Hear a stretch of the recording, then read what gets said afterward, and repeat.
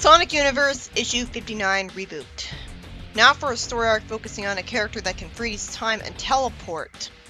Is he gonna forget about those powers constantly and look like an idiot again? First, let's get this out of the way. Every story where Shadow's a good guy has the same plot hole. If he has control, then why doesn't he teleport Eggman to prison or something? Why doesn't he work to and bother him constantly?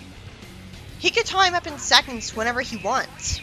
So if Eggman will do anything evil as an antagonist in this arc, then already I can tell you that the arc never should have happened, even within the logic of Sonic. Of course, we're already screwed, because it makes no sense that the Super Genesis wave could be invented and cracked apart this planet, and not any other, when it wasn't even programmed to. And yet the arc's gonna be about Shadow trying to deal with that convolution. The first panel had me totally detached right from the start, because I had no idea what was going on, or who was involved. Why are they saying lock and load? Who's speaking? Why is that person calling the other people Spider Troop? And if we go hot in 5 means we start the mission in 5 minutes, why the fuck couldn't they just say that instead of devolving into slang gibberish? Now the whole time I'm just seeing a spaceship in space. Then we see Shadow being talked to by a soldier, and all the soldiers have helmets making it impossible to see their faces, and they all kind of look the same. What kind of soldiers do that? Are they wearing gas masks and preparing for that? Why isn't Shadow dressed like that?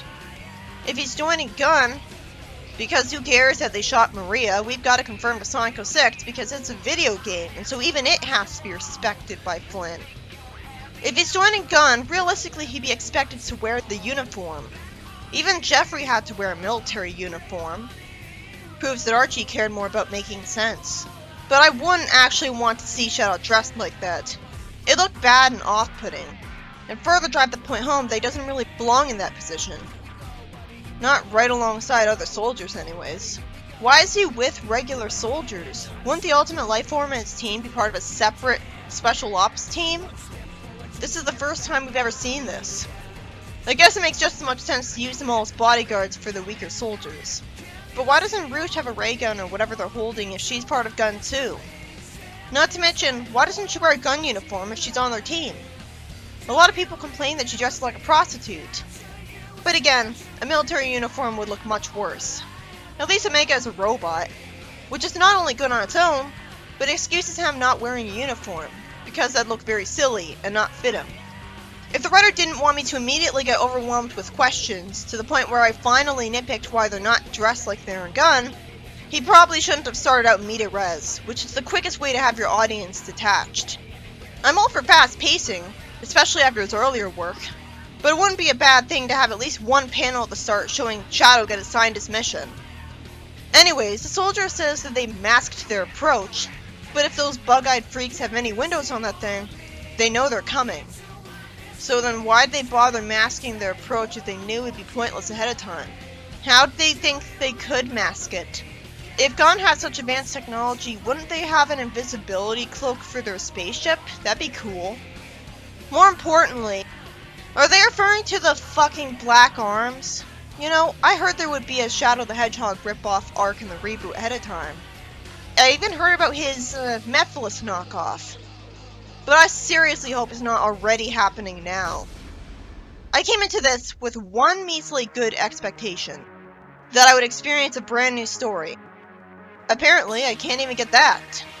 I might as well ask this now. What was he thinking making a comic adaptation of Shadow the Hedgehog or whatever? That was the most infamous Sonic game story of all time.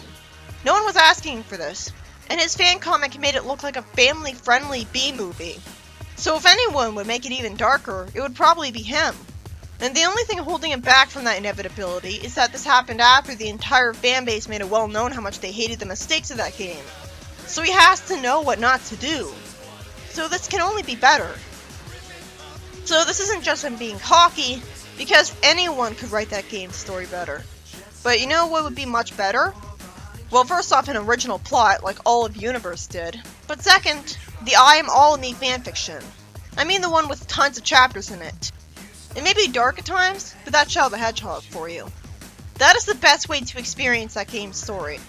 It has everything but canon except the endings, and manages to explain it properly. Much like the plot of Unleashed, this is really low-hanging fruit. because it doesn't take much talent to write a story better than that. Shadow's told not to accept a warm welcome, because the minute they dock, all of Team Dark is allowed to fire at will.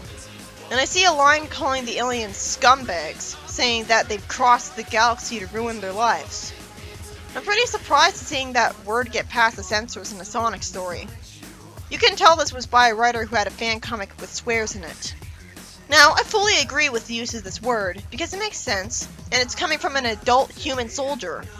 It'd be unrealistic and jarring and break the tone if you called them a more petty insult, like jerks. But I always assumed scumbag was at least a minor swear or vulgarity for adults to use. At least not a word you use in a children's story. In the entire defense of the reboot, I thought it was that it's for kids. In AOSCH, Sonic called Scratch and Grounder scumbutts, not even scumbags, and even then I was shocked. And I read a fanfiction where Sonic was going to call Tails' bullies scumbags, but stopped himself. Even a fanfiction was written more carefully, but of course that was Sonic, not a soldier. The point is, I'm surprised and impressed that the censors let him get away with this word, because I feel like this kind of panel would look like it's from the Rick and Morty comic more than Sonic. You stare at it long enough and you forget it's from Sonic. Even Shadow the Hedgehog didn't have the guts to use this word. But this does work. It's just that the alien invasion problem came out of complete nowhere. I thought the planet Mobius was having enough problems being shattered to pieces, so it never occurred to me that this would happen so soon. Again, it's so funny that people think the reboot is lighter and softer, when the preboot didn't have an alien invasion, and yep, the heroes go after Black Arm soldiers.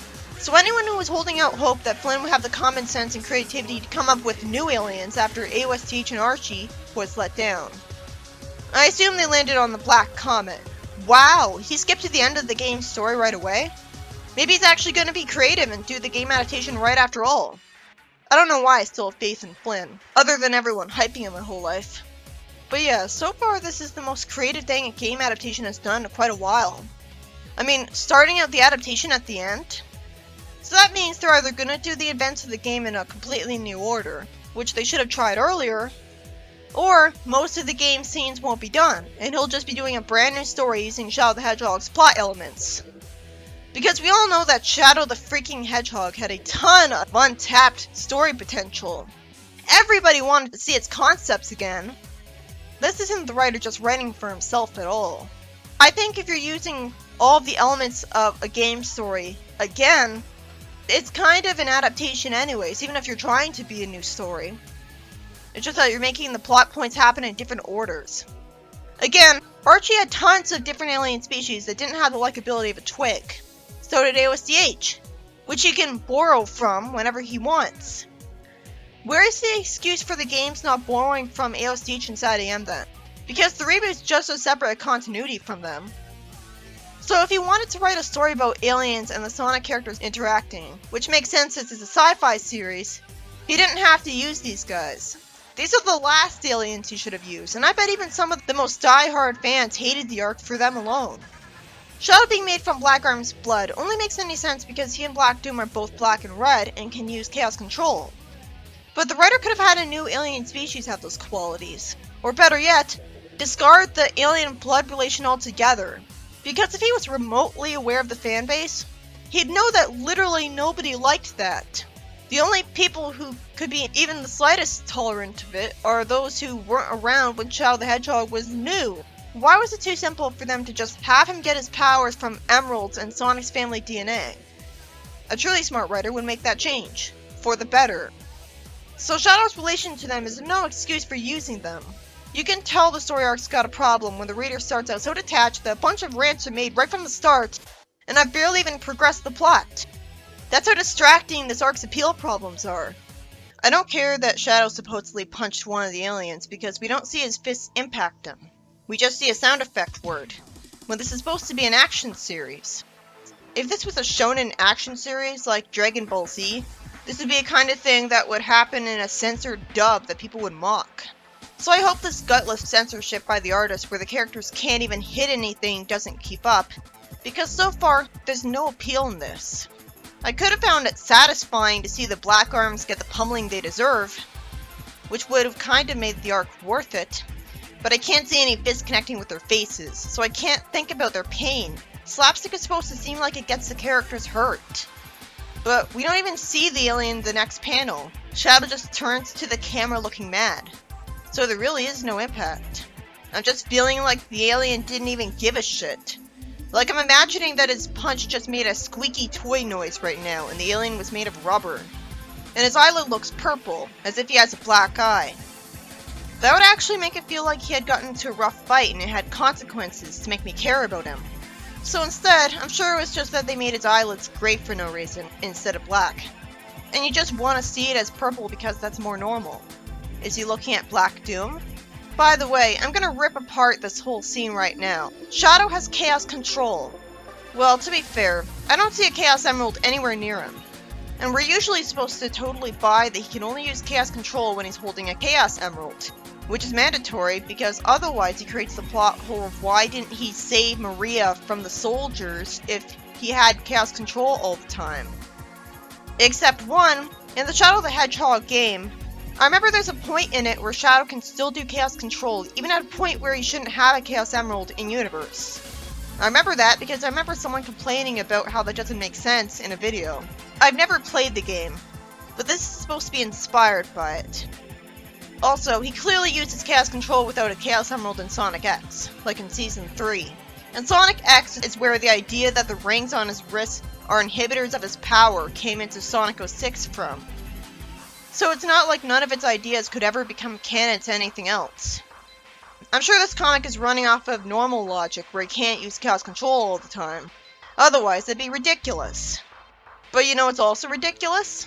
Shadow not using his super speed before this fight to run all over the planet until eventually he'd stumble into a Chaos Emerald, so that he'd always have one on him, and thus could always use Chaos Control. True, he can't possibly go look in every building because most buildings are locked. Like there's people living in houses, and some buildings are off limits. But you'd think Gunn would have a Chaos Energy Detector built by now, since an Emerald would help in the fight against Eggman. And Sonic would understand that and make sure that one of Gunn's greatest agents would always have an emerald. So Shadow having an emerald would be inevitable, and yet he doesn't have one? That's not thinking the world all the way through.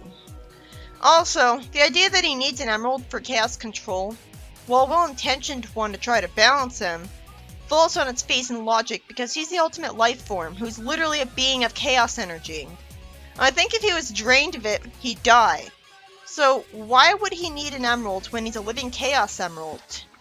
Didn't the Bio-Lizard teleport away with Chaos Control without the Chaos Emeralds powering him up and going with him? Because he had a Chaos Control organ in him, as Rouge's newspaper said. How would Shadow not have that when he's not the prototype?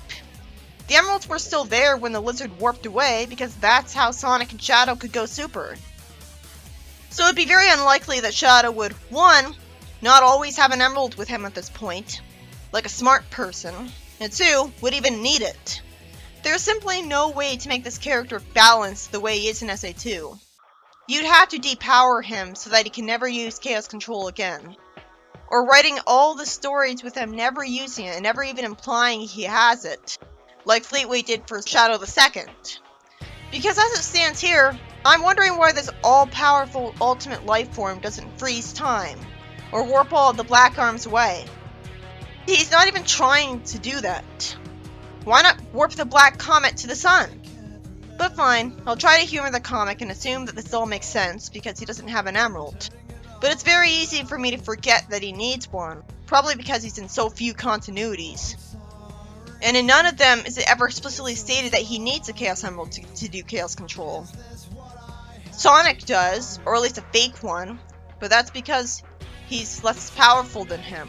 Then he kicks another Black Arms, which is even drawn black, so why do they call the Black Arms that? But again, his foot doesn't actually impact him, so I don't care. The artist really, really sucks at drawing fight scenes. My god, is this the same idiot who drew Sonic and Tails fighting, quote-unquote? Because this action scene already feels like it's dragging on and is just padding. Then a big machine that looks gray seems to lift up what I guess is a Black Arms alien, and then the alien gets defeated. I only assumed afterwards that the machine soldier was on Gunn's side. It came out of nowhere. Then some soldiers of Gun run ahead shooting lasers, and one of them says that's the last of them, and orders to get the wounded to the shuttle and set up a perimeter. Why did anyone get wounded in that armor? This is a sci-fi fantasy world. I would think that if they already have the technology to easily get a bunch of soldiers to a comet in space, when in our world it takes days just to reach the moon, and only trained astronauts can do it, their armor would be more respectable than that. But that's a nitpick. I guess the black arms really are that strong. Seriously, how do you not make all the black arms black? It's in the name. If you didn't really want to use them, you should have used another species. Or at least used multiple species and had them all team up. The black arms could have been much less in focus. I heard that Breezy's in the reboot, so if he's going to use AOSDH characters no problem, this would have been the perfect opportunity to use the AOSCH aliens and give them another shot at a story, because they had more interesting story potential than the black arms that no one liked, who were literally just there to be aliens that try to invade, and literally the most generic use of aliens possible. What about the alien species that can suck up anything like a vacuum? What about the alien human woman that makes zoos out of kidnapped aliens? Shadow lampshades that the fight was too easy, and Omega says amusingly, I desire more aliens to shoot. We didn't even see Rouge impact any aliens in the fight. What's the point of an action scene with no impacts? You might as well have cut it out and had them come to an empty room. I wonder if Shadow's doing clumsy foreshadowing that they'll run into more trouble. It should be obvious since that's what the arc will have to extend itself with, and they're on a military mission. Oh good, Rouge knows that things can get worse, and jokes that then they can be happy being miserable. This is not how you hype up your audience. Shadow says that the Black Arms let them on board and sent only a token resistance, so something's not right. This is obvious foreshadowing, but one, didn't need to exist. We already knew there were more dangers ahead, and so it just wastes panels on them interacting instead of focusing on the mission. And the soldiers would not let them do this while they're just standing still. And two, why is Shadow the only one being portrayed as smart here? I think Rouge was kinda smart too, since she didn't get arrested immediately for trying to steal from people. So she should be just as suspicious, if also looking forward to the challenge.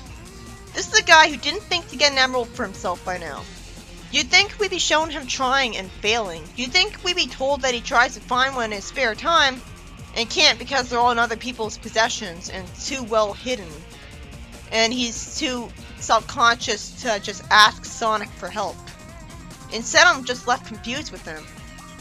Most of the time, especially in the games, the heroes have absolutely no problem with finding Chaos Emeralds and just bumble into them along the course of fighting Eggman. If this reboot was completely like the games, I'd have to question why Shadow doesn't just run around until he gets 50 rings and then go into a special stage, and keep doing that until he has them all, or go find a special ring. But you could wonder the same thing about Sonic, so it could be explained that Sonic has all of the emeralds, and there'd never be any excuse for him not having all of the emeralds when he has super speed, and has to keep them from Eggman. Not to mention, Gun has no reason to not always be looking for emeralds. I think the best way to balance it would be that the emeralds are all in very well hidden special rings that lead to the special zone. Because if they were simply on Mobius all the time, like RG got me used to, they wouldn't stay out of people's possession for very long. And I'm so used to RG after tons of issues of it that I'm automatically assuming that it's like it was an Archie. A soldier drags a machine towards Shadow and says that they're here to make things right. And says happy birthday to Shadow, merely calling him Hedgehog instead of his name, and hopes he liked what they got him. So is he a year old now? We should be told how old he is. So are they antagonistic to him and we're setting him up for a trap because Gun doesn't trust him not to go evil again? I mean, he is black and red and tried to destroy the world, and is still cynical. This would have to be their first mission with Shadow, or else what took them so long to stupidly waste the potential of a very competent gun agent just because of a premature assumption? Well, I think I take back the very competent part whenever he doesn't have an emerald. Because he was just fighting the aliens no better than anyone else there. So right now I couldn't blame them for thinking they don't need him. It's not worth the risk of keeping him around. In all seriousness, I do have a doubt in my mind that this is what he's really going for. Because the story started out with Shadow working for Gun, which he only did after his own game. So without a damn good explanation, them turning on him anyways would feel like forced drama, and be anachronistic. It looks like a grey laser cannon, but I can barely tell what it is from the front. Why would they give him this as a real birthday present? The soldier presents to Shadow a tactical nuclear warhead, quote unquote. He got away with writing that in a Sonic comic. I'm not complaining about this per se, because it makes a logical sense that they'd want to use this against the Black Arms to eradicate them for good. I'm just glad I can jump at the chance to call the mainstream Sonic fans hypocrites. I feel like they mocked Archie Sonic for referencing nukes. The Echidnas dealt with a nuke, and Robotropolis was nuked. Why was that unacceptably dark, when a weapon of mass destruction SA2 was just fine? I think even in those issues, they didn't literally use the term nuclear warhead. In Station Square Attacks, Sally just talked about a missile, and I think she said atomic arsenal. So why is this presented to Shadow as a birthday gift? It's here to turn anything in a 5-mile radius into a fond memory. Just 5 miles? That seems unrealistic to me. And I would never think of the Black Comet as only being 5 miles. Anyway, it can't be a real birthday gift, because obviously Shadow couldn't exactly bring it home with him and use it whenever he wants. So why are they bothering to call it a birthday gift? Unless they're being sarcastic and really plan to blow him up with it. I'm just confused because Gunn was Shadow's enemy in the Shadow the Hedgehog arc. That was kind of one of the main plot points, and you wouldn't have the plot without it. So if Gunn never turns on Shadow, then this won't qualify as an adaptation. It's just an arc that plagiarizes Shadow's ideas for no reason because the writer was uncreative, even though that game never had a good idea. Omega says the nuke is beautiful. Good thing Gunn's got him under control because no actual hero would say this. What was the point of Shadow saying, this is our mission, after saying that the Black Arms will be wiped out completely? Are we expected to believe he's opposed to their genocide all of a sudden, when this is the same guy who was fine with trying to wipe out humanity, and had no problem with doing this in the game? And unlike humans, there is no apparent example of a good Black Arms alien. And that's the real reason why they're terrible characters. No alien species of intelligent life would have absolutely all of them be evil creatures deserving to die. Not unless they're all brainwashed to be evil, or a hive mind of a bad guy. At which point they don't actually count as people and are just an extension of one measly bad guy. So, as long as they never had any sort of a chance to be individuals, killing them all wouldn't be an outright genocide. This made me say genocide in a Sonic comic.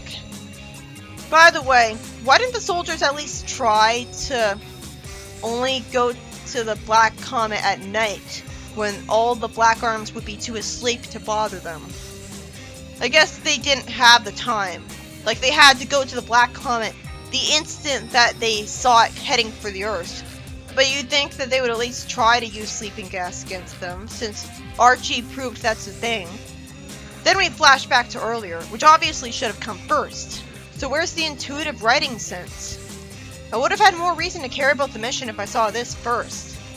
And right now you've already got the audience in the mood for seeing more of the present time. So this format just leaves the audience disappointed. The Gun Commander says that the Flying Fleet and majority of Gun's forces are devoted to Operation Triage to deal with the shattering of the planet. What does Triage mean? He wouldn't say that, he'd just use a word that makes things clear, like Operation Rescue or something. Also, does Flynn think he can't use the name Alexander Tower anymore and has to just call him Commander Tower? I doubt it. Why can he use his last name that he made up and not his first name? Maybe the fact that he came up with his name in a fanfiction coming of age is why. Because it wasn't actually a preview exclusive idea, so it doesn't have to go. Plus we see him be called that in the next issue or something. I like that Omega isn't sitting down on a chair, because it makes sense that he'd be too big to fit on one. He's a robot. I'm not even sure if he can sit down. I'm just gonna call him Tower from now on because it's faster than the Commander or the Gun Commander. Tower says that another crisis has arisen that they have to keep secret from the already panicking public. Why couldn't the writer cut out the padding and have him say this in the same text bubble where he'd reveal the alien invasion? Because of the in media res beginning, we already knew what he's building up to. So there's no point in creating dramatic tension by dragging things out like this.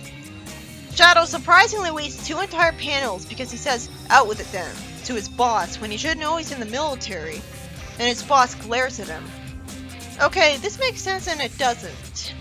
It doesn't make sense to give Shadow the idiot ball here. It makes sense for Shadow's character that he'd be instinctively defiant and snarky with someone he's working for that he doesn't respect because he's confident in himself and Gun killed Maria, even though he was fine with teamwork in Sonic Heroes and SA2, where I can't remember him ever being rude to Eggman. Rouge was the one teasing Eggman. So it might be more in character for Rouge to say this, but this is modern Shadow, not Dreamcast Shadow. The point is, this guy is obviously more respectable than Eggman because he's not an evil dictator and so on. This defiance does help to justify Tower hating Shadow. In particular, we should have seen this happen 3 times. Just one wouldn't cut it, and would make Tower seem a bit petty and arrogant to use that one remark as an excuse to hate him. But it would make sense of him because this is the military. Militaries expect absolute blind respect and obedience, like it's a cult. I guess they have to have that so you won't fuck up a mission. Wouldn't Shadow have gone to boot camp to become a soldier just like everyone else? Well, there's no way that they actually would, because they'd be scared of the Ultimate Lifeform changing his mind about his heel-face turn already. And putting him through boot camp would be bullying the dragon, and inevitably cause him to turn on them when he already hated them for killing Maria. So I can imagine that Shadow got to skip boot camp because he's so powerful and feared. So he wouldn't have learned to be obedient and respectful of his authority figures. They should know this and understand. If they're willing to accept him on the team out of fear because it's better to have him with them than against them, then going with that logic, they wouldn't go and antagonize him because he was rude to them. They'd never do it because it'd be asking for the worst to happen. So they'd put up with it, glaring at him all the while and just tell Rouge to tell him to cut it out. Or is this panel just the commander staring intensely because he's about to mention a serious topic? Then what would be the point of Shadow being rude right before this? And this would be more cheesy, because the military should be used to talking about serious subjects. And they've already experienced an alien invasion before. So if this is foreshadowing him turning on Shadow, it would be doing it much better than the game. Wait, what the fuck? Tower says that they've detected a new black comet on a direct course for them, and the black arms are back. This is needlessly confusing. Why are you confusing your audience? We were supposed to just assume that all the games are canon to the comic unless stated otherwise, apparently. Unleashed couldn't be canon to it because that's what the adaptation right now is for. But I assumed this was going to be a loose Shadow adaptation. Turns out it's not. It's just a pointlessly uncreative story arc. Seriously, I imagined this arc would be about Shadow going through a field and fighting new enemies or Eggman along the way, rescuing people from the inevitable results of the planet shattering. I'd like to point out that I've started barely paying attention to the covers, because I don't want them to completely spoil the plot on me. By the way, this is the biggest proof that, like any bad writer, Flynn has actually gotten worse over time. Because in Archie Sonic, he specifically wrote an excuse for the Black Arms to never come to Mobius, because they're fighting the Zorda, and game purists complimented him for it. But then the reboot came, and he inexplicably went back on that and had them show up for no reason. Wasn't Sega forbidding Black Doom from showing up anywhere else? If he's gonna create a new character that's just like him anyways, I feel like that should count too, and he should have still gotten in trouble. You can't just, say, make a character called Schmooperman, who has all the same powers, looks a lot like him, and has the same personality, and get away with it if you didn't make Superman. But he's been allowed to get away with plagiarizing the story of Unleashed and Shadow, as in using its ideas and plot, and probably without the original writer's permission. It's plagiarism because it wasn't solicited by Sega this time. Anyways, wouldn't astronomers have noticed the Black Comet was coming back before the military did? Because looking into the sky is their business more than theirs? So I can only assume that they're keeping this information quiet for the same reason as Gun. I guess Gun has their own personal astronomer now after the Black Comet incident, just in case the Black Arms ever came back. I have a question. How did they ever come back? The Shadow game explicitly ended with Shadow destroying all the Black Arms. Okay, I can easily believe that there were more where they came from. It'd be very stupid for all the Black Arms at once to come to Mobius at the same time, instead of them first only sending an invasion force.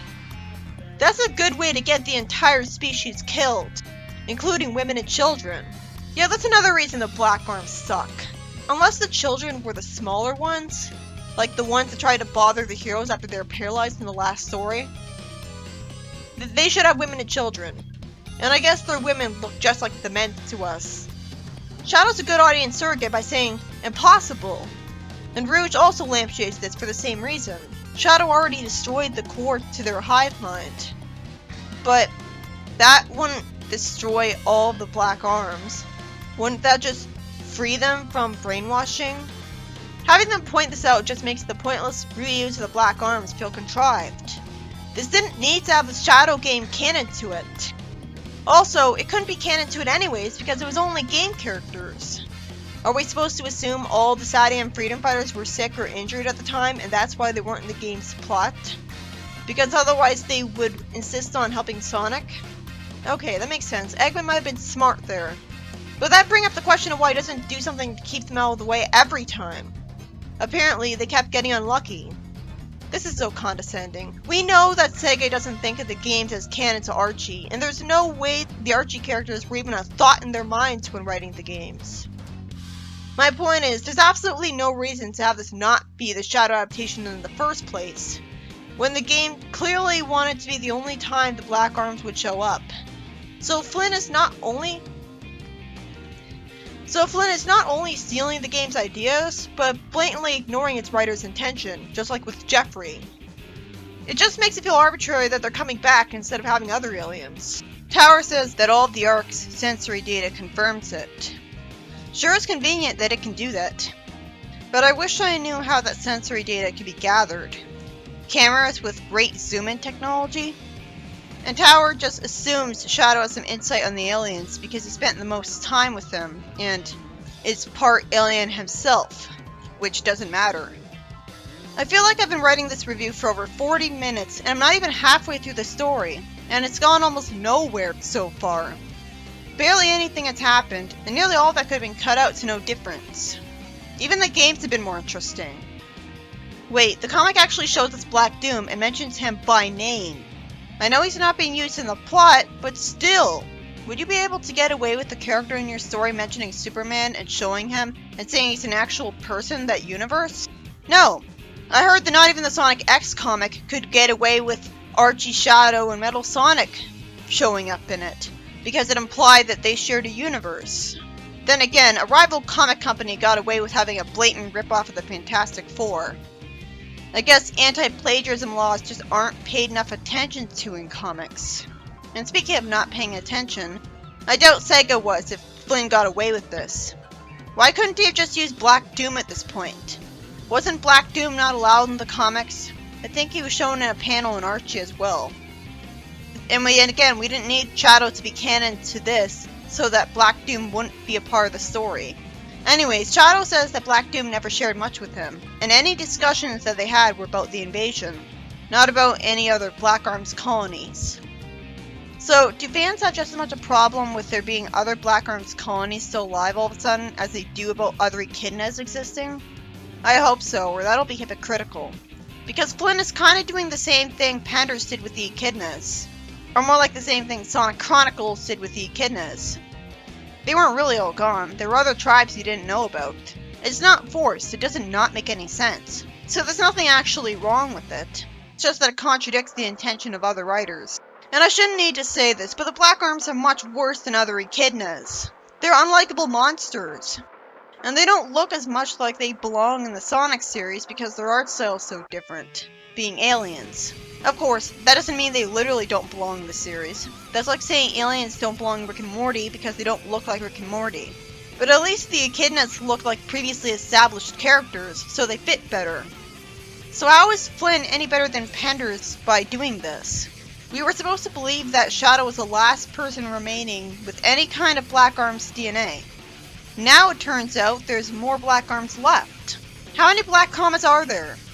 How are they supposed to ever have faith that they'll have gotten rid of them all? Tower wastes our time telling us the plan that we already saw get carried out. This is why the scene should have been at the start. And someone inexplicably asked if this is overkill, even though we should know the Black Arms are all evil, life-draining monsters. There's a reason that even the Shadow the Hedgehog writer didn't have anyone ask this question. It'd be a waste of time making a character look unintelligent. Tower does have a good point when he says that there's no guarantee the unpiloted comet wouldn't then hit the planet, even if they eliminated all the aliens inside manually. So they're blowing up the comet to remove all potential threats. Won't the shrapnel from the blown up comet land on the planet or get sucked towards it from gravity? I guess not if it's far enough away. And I guess they're counting on the explosion to completely vaporize it. I think it should be obvious to Tower that that's not why he objected to the plan. Why would he have sympathized with the comet? Also, while it sounds crazy, what if the black comet was made of such tough materials that even a nuclear warhead wouldn't blow it all up? It is an alien comet after all. Nobody scientifically analyzed it. Omega says he could do that, and Rouge says she's in. Since when were individual soldiers or spies allowed to just volunteer for missions on their own? What's the point of them saying all this? I think even the highest ranking soldiers wouldn't be able to pick and choose their missions. Tower says you're all dismissed, and then wants a word with just Rouge and Omega. Oh, is this about Shadow? I mean, Shadow looked at him, so you think he would be able to figure out what he was going to tell them and get suspicious, because he's supposed to be cynical. Then we suspiciously cut ahead to the present, which is obnoxious. It just happens to avoid spoiling a future plot point, I guess, because if he was only telling them to tell Shadow to stop being rude to him, we would have been shown it perfectly fine. But if he was planning a trap against Shadow, Rouge and Omega would have warned him, not been warned about it themselves. My time is wasted as a soldier tells another soldier in a white void that there's no aliens around them when I already assumed that. And then we have another lazy background as Rouge asks Shadow if he still thinks these aliens are imposters. Shadow says that he doesn't know, and he sensed that the Black Arms were one race all in the same place. Was he really arrogant enough to think that he could have sensed other Black Arms that were really far away beyond the Black Comet? Even Knuckles couldn't sense chaos energy from that far away. I don't even remember him having a convenient Black Arm sensibility. What is the point of him writing this? This is such a boring waste of time. I think a Deus Ex Machina makes less sense than them just finding their way around through dumb luck. Because I don't remember this being the case in Shadow the Hedgehog. If it was the case, you'd think Shadow the Hedgehog would have a Black Arms radar to make missions where you have to kill all the Black Arms aliens much easier. Shadow has to tell Rouge that he shares a loose connection with their hive mind because their blood is in his veins. That doesn't explain it. He's still a hedgehog and not a Black Arms. And the two would be biologically incompatible species. He can know some of what they know and feel them moving through the comet. That's stupid. That's dumb. Why can't he telekinetically control them at that point? I could understand if they were made of chaos energy and he had a chaos energy sense. Why did he take so long to tell Rouge this? Did they literally just come out of the Black Arms invasion? I don't think so. But it'd make no sense for the Black Arms to take a really long time to try another invasion if they had an extra comet lying around. They would have just tried to invade right away with it. Rouge tells Shadow not to go too deep into the Black Arms' thoughts because they don't want Shadow to think like he's one of them. Since when does Rouge have no faith in Shadow? She obviously did in Sonic Heroes if she thought the reasoning with him to work with Omega and convincing him to work with her was even possible. At least Rouge was also paranoid in Archie one time because she thought Bunny was a cyborg sent by Eggman to attack her. But I found it just as out of character there. Shadow says that they're wasting time and let's go. If the writer knew they were wasting time, why did he write it? Couldn't they have talked and walked? Like most normal people? Again, they're with the military on a vitally important mission. I don't care how high rank they are. They wouldn't be allowed to waste time when the world is at stake. A soldier said that Spider Troop will transport the nuke, while Tower's pet freaks take the point. Was he talking about Team Dark? How did he get away with that? Why was he grasping the idiot ball enough to think he could get away with that? Does he know that Shadow can't punch him for it because he'd get court-martialed if he did? But Shadow didn't even get in trouble for telling his boss out with it. If this is bringing up the fact that the Mobians and humans are often racist towards each other, I thought that was only an Archie Sonic thing. While I do hate Andrews for it, it is more respectable to have it be realistic and believable because go figure, the humans would sometimes be racist towards the non-humans.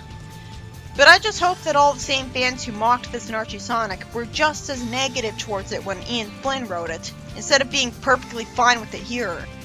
This was a surprise to me, but it's not the existence of it that's forced. It's that he was stupid enough to say this to Shadow's face. And somehow, Shadow's only reaction to it is to tell him to try it and not get killed. He wouldn't have a semi-compassionate, semi-snarky reaction. Even most fanfictions would have him be more in character than this. He'd get mad, indignant, something. So this mistreatment of Shadow just confuses the audience by raising too many questions. Also, I guess it's confirmed that Station Square's military is all humans except for Team Dark, in spite of the fact that we saw Mobians in Station Square. So the only way that's possible is that Mobians are somehow forbidden from joining the military. By the way, how would Gun be the only military on the entire planet that's noticed the Black Comet and decided to take action against it? Not to mention the only military on the entire planet that's trying to help after the world got shattered. America's not the only country in the world. And it's not like AOSCH, which clearly explained that there was a world ruler. And so, there was only one country in the world. A text box shows up from someone spying on the soldiers, and a blatant ripoff of the eye form of Black Doom thinks about Shadow. How did Flynn get away with this? It's not too big a deal. The other Black Arms has to have a leader. But he could at least try to be creative. Give him a different personality from Black Doom at least. Like give him a smaller, thinner stature from him. Make him more of a comedic villain. He says that he assumed his meeting with Shadow would be more on his terms. Why? The Black Arms were clearly prepared for them showing up and sent only a token resistance. So it was previously foreshadowed that it was a trap. Was he seriously surprised that Shadow showed up? Okay, now he looks different enough, but he also looks completely horrible. I think any of the aliens in Rick and Morty looked better than this. I think it's the gray skin and the shadow over one of the eyes, and the fact that he has 3 eyes. He looks nothing like a Black Arms alien, though I'll admit I don't remember the designs of the aliens expertly because they're so forgettable. I'm literally just picturing black slime right now. But the point is, he doesn't look black and red. So there really was no excuse for making them the Black Arms aliens specifically. It'd be immediately a more respectable story arc if they were new aliens, because that'd seem more creative, introducing a new idea. He reminds us of the Black Arms' motivation, as I wonder why they don't just raise cattle on ranches and nourish themselves that way. Why did the Black Arms want to nourish themselves with humans specifically? Why wouldn't their own planet have enough food? We aren't told that they were extremely overpopulated and starving to death. I think we have to assume that, especially since he says that it's been too long since they had a proper meal.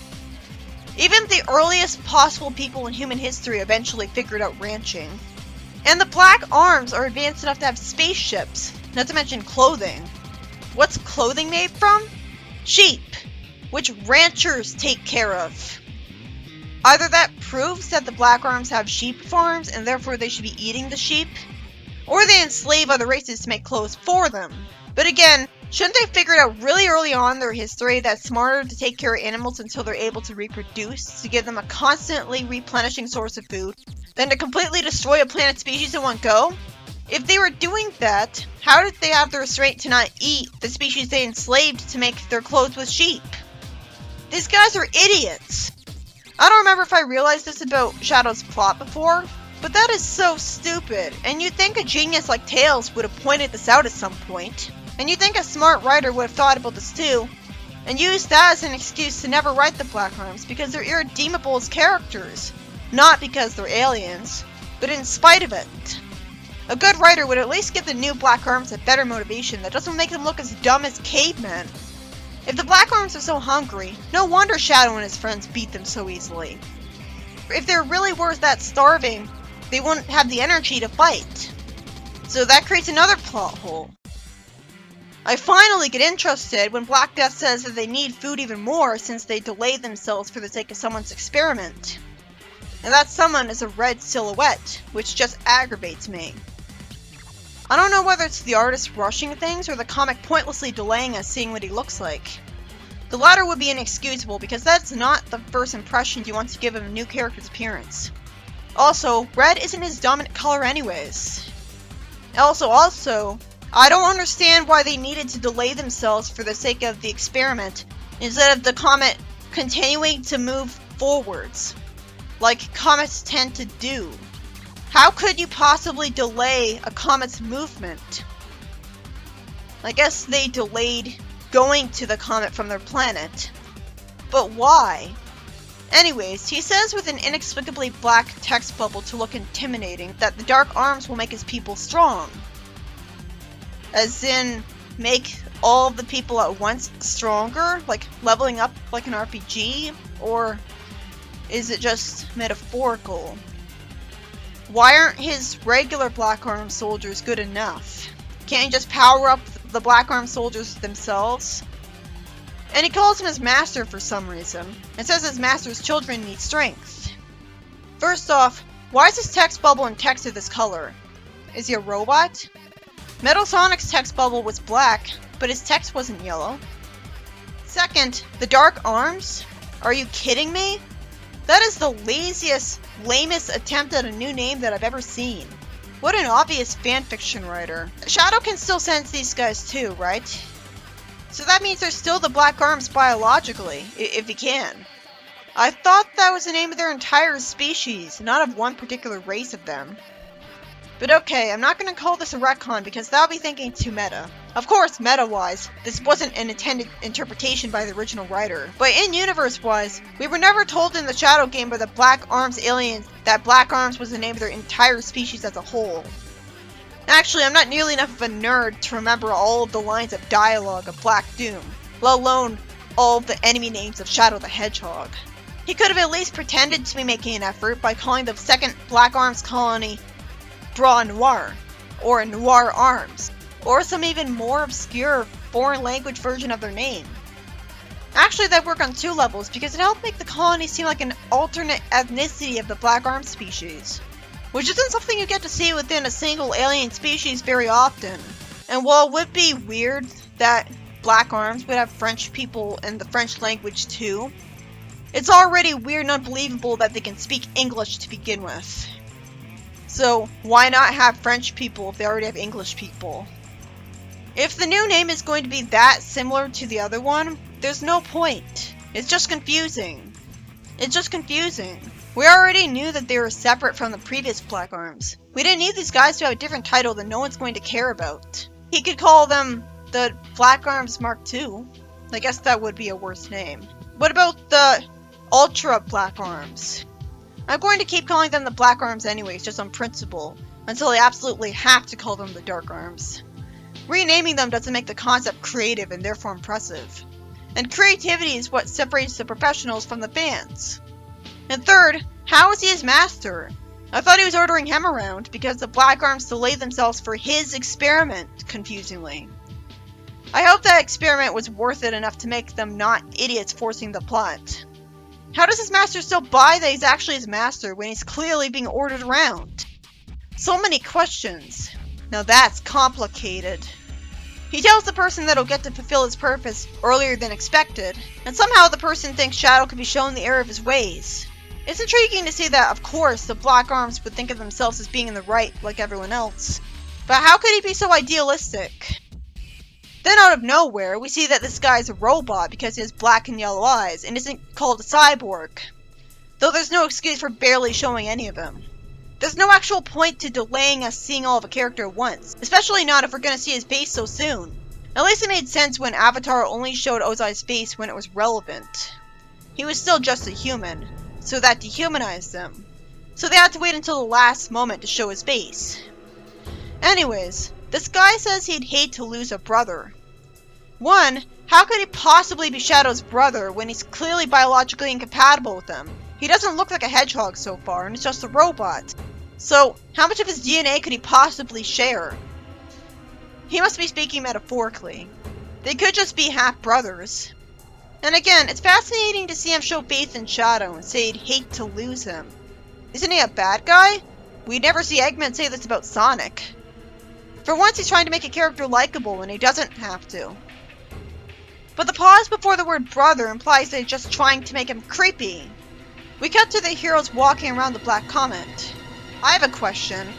Why are all these people here when Shadow could just push the nuke to the center of the comet himself at super speed, and come back and achieve the mission in seconds, running past all the aliens threatening him on the way? He was specifically told that the nuke destroys anything within a 5-mile radius. So that would mean that the comet is only a 5-mile radius. And sonic speed is 600 miles per hour. I guess the thing is so heavy that if he tried to push it, he'd go into sonic speed. And his pushing at sonic speed would just go straight through it and damage it and release the radiation on himself. I wish they explained that. Does Shadow have the kind of super strength that would let him just pick the warhead up and carry it to where he wants for as long as he wants? Actually, I think he does. Didn't he lift a car in his game? So that settles it. Its plot is forced. I knew that would happen. This wouldn't have the chance to be a story arc. And the story's already dragged out to ungodly levels as it is. I miss how fast the pacing was when Archie started. Omega wants to shoot them a new hallway, and the soldier calls Shadow a thing. Finally, Shadow asks if he's trying to antagonize him. But even then, that's the stupidest sounding comeback ever because it makes it look like he's an idiot who just got it. He's stating the obvious. And the idiotic soldier says maybe and asks if it hurts his feelings. I wish he explained that he knows Shadow would get in trouble with Gunn if he retaliated against him at any time. Flint's already written way too many characters to be assholes as it is. Does he have to prove me right again? When I finally got to the reboot, I had faith that it would be well written enough to be worth being uncreative. Because that would explain why so many people love it. But so far it's been just as poorly written as the preboot almost every time. How is he still making all the same mistakes? Sure, other writers have had unlikable characters who don't belong in stories before, but Flint's written so many stories and I'm tired of all these mistakes with him. Shadow merely says that, no, it just makes him sound like an idiot. You're one to talk. Especially since you were an idiot for all of your game. I'm going to trust Black Doom because he says he knows my past. We didn't need to see that light coming out of Shadow just because he was trying to tap into the hive mind for direction. What's with the pause before direction? Is someone trying to brainwash him? Why won't they immediately succeed at that point? But yeah, we didn't need that light. That wasn't in the game, so we're not idiots. And this isn't even a good unique thing. So why make it different from the games if it's going to be worse? Shadow out of nowhere wants to ask Omega something. He asked Omega if he ever had difficulty warring against his own kind. You do realize this is Omega, right? His entire character is that he loves killing robots. He's like a psychopathic robot serial killer. Did he not remember any of his dialogue? Shadow's so desperate to try to relate to someone that he's ignoring Omega's whole personality. That idiotic moment just served to waste more comic space when the pacing was slow enough as it is. Or maybe it just feels slow to me because it's so poorly written that it's taking me forever to talk about all of it. Most of the story has just been characters talking, like issue 152, or Sonic Boom. And they could be taking a walk in the park for all it matters. I don't care whether he's become a hero or not. It's still out of character for Shadow to suddenly feel guilty about warring against the Black Arms. There were entire missions in Shadow the Hedgehog where he killed all the Black Arms. He shouldn't feel like he's one of them because he doesn't look anything like them and has every reason to hate them just as much as everyone else. If anything, he should hate them more for them making him feel insecure about being related to them. He had no hesitation whatsoever about killing all the Black Arms at the end of his own game. And the game is said to be canon to the reboot. So, this creates a continuity error with a completely different continuity.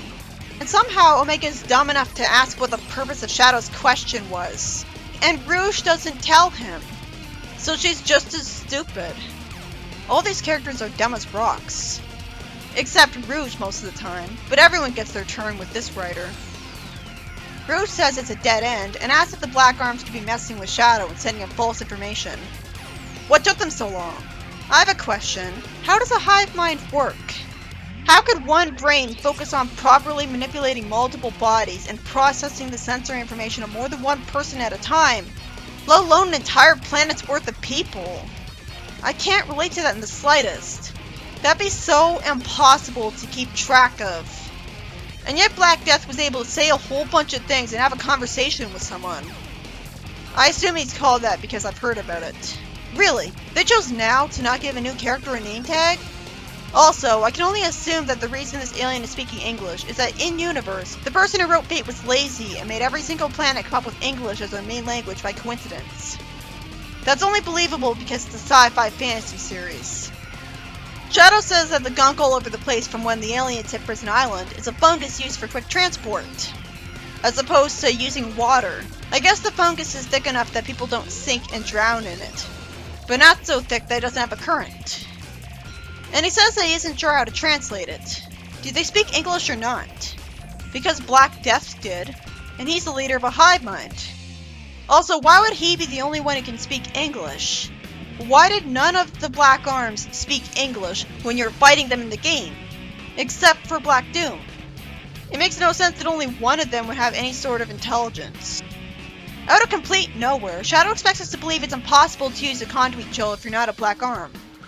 He could at least say that anyone with Black Arm blood is immune to its poison. But even then, he's only partially Black Arm. I didn't know the singular form was Black Arm. I thought it was just Black Arm's alien. But at least this is faster. But it's stupid, just makes me think of a black-colored arm. He thinks it's a good idea to take this and scout ahead, even though Rouge says they need Shadow to protect and guide them when they're outnumbered in hostile territory. Shadow completely ignores her reasoning and thinks it's about her worrying for its well-being, as if it's all about him, saying that he's only scouting and will be fine. Can I get the original story arc with Shadow that I thought I'd get? I feel cheated. None of his friends try to stop him and call him out, unrealistically. And instead he goes through the tube, not disgusted at all, and sees a big, muscular green alien that doesn't look like a Black Arms. And then he looks down at a bunch of similar aliens and somehow has the time to complain about Rouge being right all the time without that alien beating him up while his back was turned to him. A soldier says safety's off and they've got bad guys coming towards them. I hope the unlikable soldier gets killed off or otherwise removed from the story arc really quick, because that'd be good writing. Actually thinking about what the fans want. And it would have been foreshadowed because Shadow told him to not get killed. Omega says there's no alien life signs detected. Oh, because apparently he can magically sense Black Arms too. He then magically detects a specific neurotoxin, because it was programmed to detect that for no reason. Who would ever think to do that? And why did this take so long to happen? Rouge says they're not just gonna get gassed, and says that they did this to people on the first Black Comet. Oh, so the paralyzing gas is finally explained. Really? A kid's comic has the word neurotoxin in it. Why is this okay just because it's by Flynn? I don't have a problem with this myself. The reboot wasn't exactly Care Bears to begin with, but still, even Shadow the Hedgehog didn't go this dark. Or maybe it did, and I'm just not too much of a dork to remember it. And while it doesn't have any swears stronger than scumbags so far, I don't consider swears to be dark. And the soldiers obviously have guns, and the aliens are there wanting to invade again. So almost all of the things people bitch about are still there. Obviously, after all of the horrible shit I've reviewed, I've learned that these are all minor complaints by now. Compared to unlikable assholes and idiot balls everywhere, the mere presence of guns or everyday swears doesn't even register to me anymore. I'm glad this gas was explained properly because it helps it stop seeming like a confusing Deus Ex Machina. This needed to happen, so it's better writing for once. Then Shadow says their ambush is pointless, as I wonder if he'll be magically immune to the gas just like in the game. He then shocks me by saying that he has Chaos Control when he clearly doesn't have a Chaos Emerald. Okay, that tears it. Eggman should have been taken down by now. This is worse than in Sonic X. Anyways, out of nowhere, Shadow isn't able to use Chaos Control. What, just because he's on the Black Comet too? He didn't have that problem last time. We should have been told that this place was enchanted against magic by a wizard. But that, keep it simple, it makes sense. We see Shadow get punched to the floor, and at least it kind of tries to show the fist impacting him for once. But what's with a flash of light? You know what other property had all the action scenes be censored like this? The 1960s Batman show. And this kind of censorship is really weird in a comic with the word scumbag and neurotoxin in it. So is it for kids or teenagers? Anyways, this is reminding me of when Blaze was knocked out. Realistically, Shadow would have tried his chaos control at the start of the issue because he would have already gotten into the habit of using it to effortlessly win every single fight by freezing time or teleporting people. So he would have already known by now that he couldn't do this. Not gotten hurt. Oh good, he doesn't immediately get knocked out and kidnapped. He punches and spin dashes a bunch off of his thick hide instead of just going right through all of them at sonic speed. Well, they are aliens. I guess with the way their skin looks, their skin being super tough isn't impossible. He moves at over 600 miles per hour. Even with just his super speed, he'd be an unstoppable force. He would have won by now. But instead of having killed all of them by now, his brother says that they don't want to kill him if they don't have to, desperate to get Shadow back on their side, when he should know that he doesn't need his help. Why am I finding this heartwarming? I'm even imagining this guy with an innocent boy's voice. He's saying, "Hold on," informally, twice. The awful-looking gray and orange character looks like a robot Knuckles of some kind.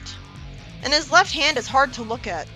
At least he has a mouse, despite being a robot. Metal Sonic has absolutely no excuse.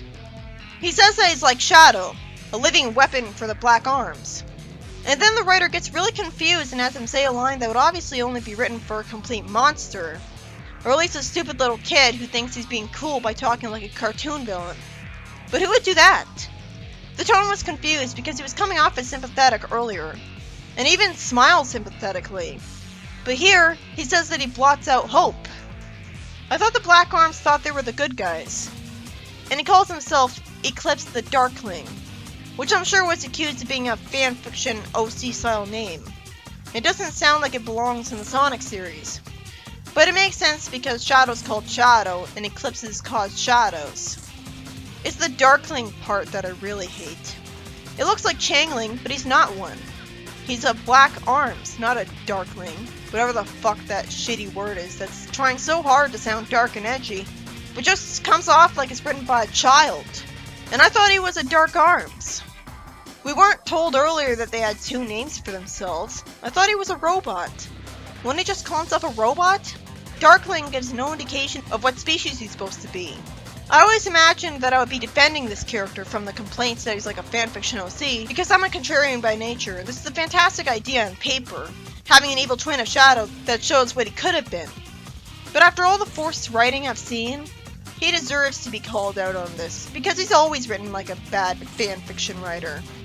He made Nicole, of all people, an idiot. So it's about time he made it brutally obvious. So I'm glad this happened, to wake people up.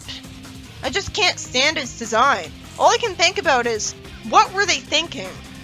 It wasn't that hard to make Shadow but with blue instead of red. Sure, they look lazier, but sometimes keeping it simple is a good thing. Shadow's design was stuck with after trillions of prototype designs for a reason, so that would have looked aesthetically appealing.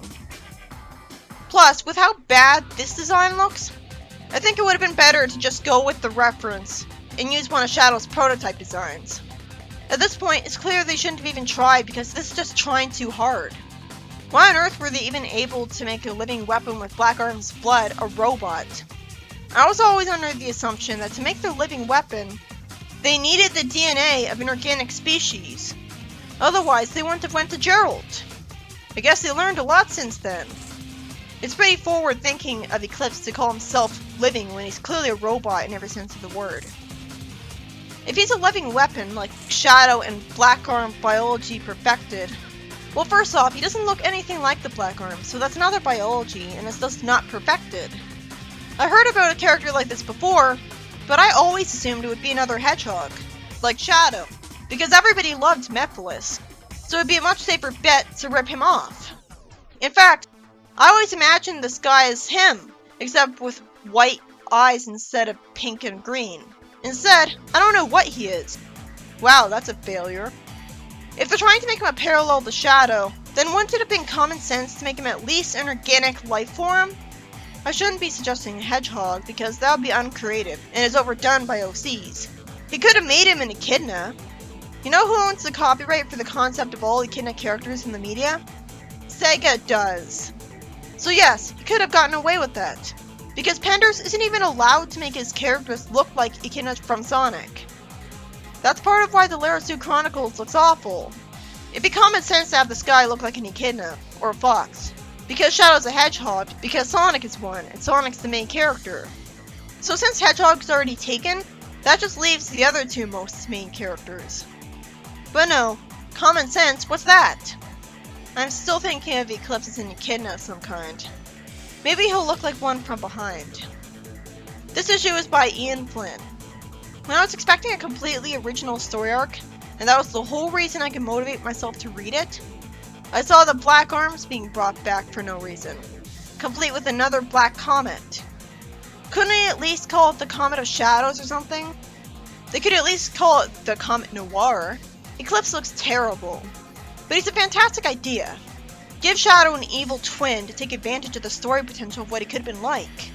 Except, first of all, if you ever read the Scourge Eternal Darkness fan comic, you've already seen what Shadow's evil twin looks like, and he's way better than this. And second, we've already seen what Shadow could have been like if he was working for the Black Arms. It was in his own game. But we needed to see more of that, apparently. As usual, none of the story would have happened if logic was there. Shadow would have used super speed to run straight to where he needed to go with the nuke, and put it there and run back. There was no reason to send anyone other than him for a job, where they had to get to a destination and back under a time limit. At least the story tries to be balanced by explaining that Shadow can't use Chaos Control, but one, we better find out how the hell that's possible. And two, realistically he would have found out much earlier, so this was a poorly earned excuse for him to get punched for once. It only happened once, so there isn't even any catharsis. There's no appeal in the story so far. It's lazy, the pacing is agonizingly slow with barely anything happening. It's mostly just talking. We should have seen them get told their mission at the start, and even the action scenes suck because we never see the fist hitting anyone. So while it would be cathartic to see the Black Arms get pummeled, not even that is the case. So any appeal that they could have had isn't there. How do you screw that up? Did they really have to have Shadow still be related to aliens that look nothing like him? In the reboot that was trying to appease fans? Wouldn't it have been less off-putting if in the reboot universe, the Black Arms all looked like dark hedgehogs? Then there'd be no problem because it wouldn't feel forced that he could have their blood, and Eclipse wouldn't look like a horrible DeviantArt character. To be fair, I do like him so far, as a person. But it's partly because the story makes him sympathetic, with his calling Shadow his brother and wanting him to stay alive. I mean, imagine if Scourge or Miles did that. But that's no different than Dimitri wanting to keep Knuckles alive so he could siphon his magic for himself. I guess I'm seeing him as younger because he speaks informally, which makes him sympathetic. And I want to know how young he is, because he might be less than a year old for all we know. The tone is confused with this character, because we've got all that, but then the artist insists on making his text bubbles black in a cheap, lazy way to scare us. Could he be talked out of it? I mean, Dimitri wasn't talking like that after he was mostly robot. Is he just working for the Black Arms because he was born around them and knows nothing else? I feel like he just doesn't know any better. I mean, they do want to just nourish themselves. But they're unbelievably stupid for not just getting ranches. Why can't they eat meat and stuff just like the rest of us? I don't know. I like that their motivation is unique. Anything is better than Eggman at this point. But at least Eggman makes sense. These guys are just idiots. Shadow should just tell him he'll buy them some food and tell them to start ranching. Find out how to get them job training so they could learn how to be ranchers, and then they wouldn't need to invade. At least some of the Black Arms might give it a shot for a change of pace. Why would all of the Black Arms like being soldiers and risking their lives? But that requires logic from the characters and writers. So I have no idea how this arc is going to play out other than, of course, the Black Arms being defeated. Because the only logical way is ruled out, just like in the Chaos Knuckles arc. And that's more interesting because it's completely unlike the games. I am interested in seeing how the rest of this goes. I've finally gotten to the part of it that's interesting. But it'll never be as interesting as most of the franchise because it's just using concepts we already saw in the games.